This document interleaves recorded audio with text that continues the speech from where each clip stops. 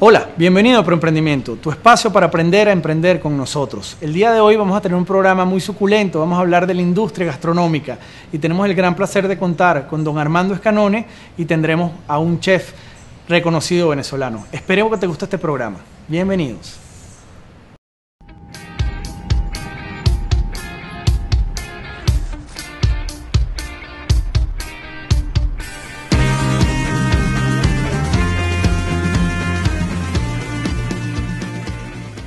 Ya estamos de vuelta. Vamos a hablar con don Armando Escanone, más que reconocido por sus libros, más que reconocido por todo el trabajo de documentar la cocina venezolana y ya cercano a los 30 años de celebración desde la primera edición de su libro y ya con otros libros que ha venido sacando como muy prolífico que es. Y bueno, le damos la bienvenida a don Armando Escanone. Muchísimas gracias por estar con nosotros. Muchas gracias. Muchas gracias por esta oportunidad de hablar un tema que a mí me agrada mucho. Sí, es para nosotros muy importante comentarle a la audiencia que el trabajo que usted viene haciendo desde hace muchísimos años precisamente no es para hablar de la muy buena cocina que se hace en Venezuela, sino la gran variedad de productos que permiten que la cocina venezolana sea una de las mejores. Usted ha tenido 30 años hablando de eso. La cocina venezolana está presente en todas las casas de Venezuela gracias a sus libros y quería principalmente preguntarle cuándo se dio cuenta que usted podía realizar esta encomiable labor de conseguir todos estos contenidos. Sí, pues. Quizás fue al revés.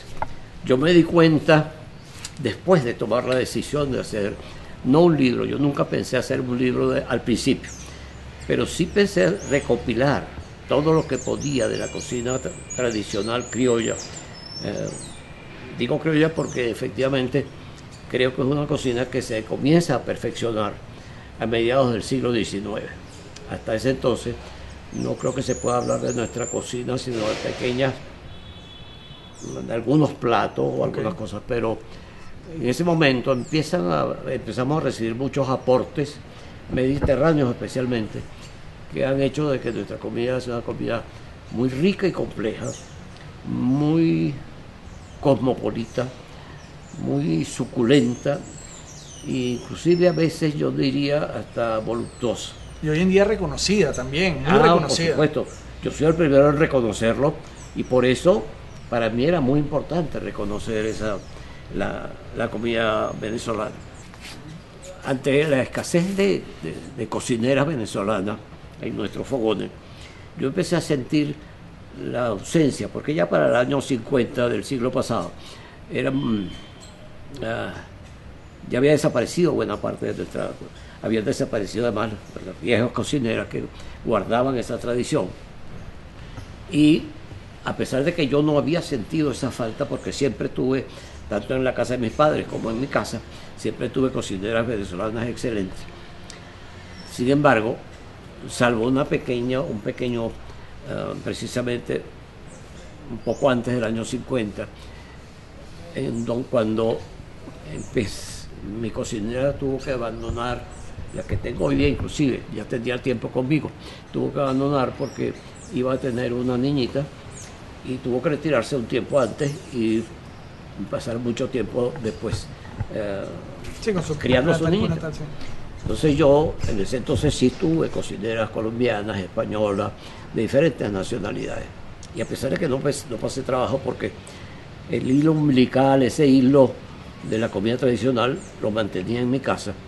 Sin embargo, empecé a sentir la falla de algunos platos, algunas cosas.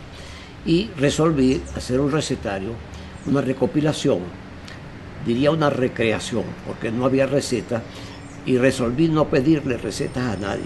En aquel entonces, la gente no le gustaba, especialmente cuando hacía un plato muy bueno, era un secreto de la familia, era casi como propiedad de la familia.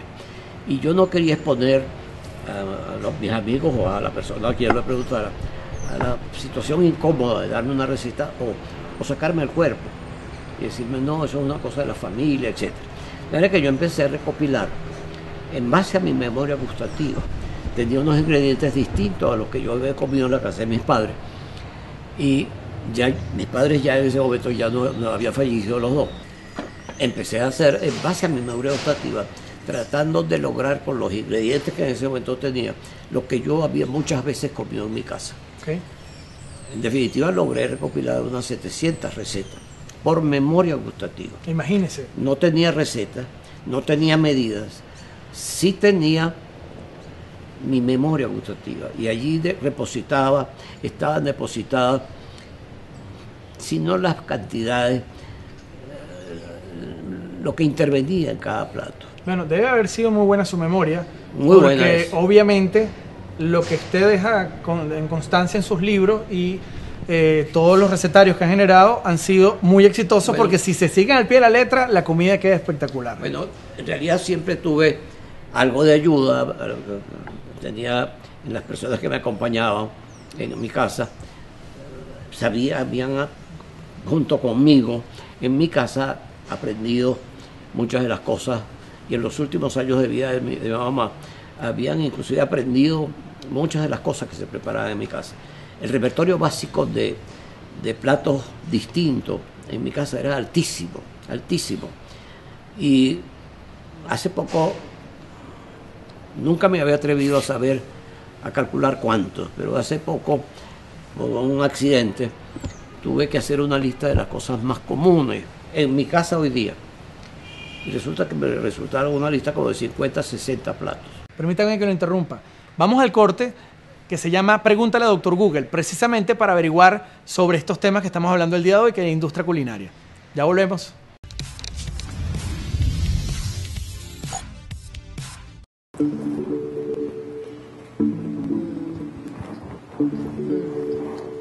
De verdad que qué delicia el queso de mano.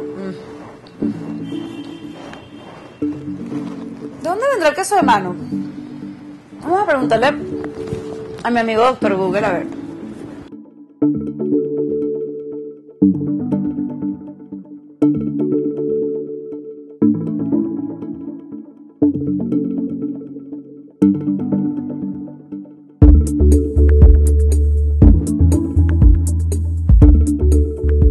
Es tal vez el más emblemático y autóctono de los quesos venezolanos. Su nombre obedece a que en su elaboración, una vez cuajada la leche, se hierve y con la mano se le da forma de torta. Imagínate, que puede ser grande o mediana según sea el caso.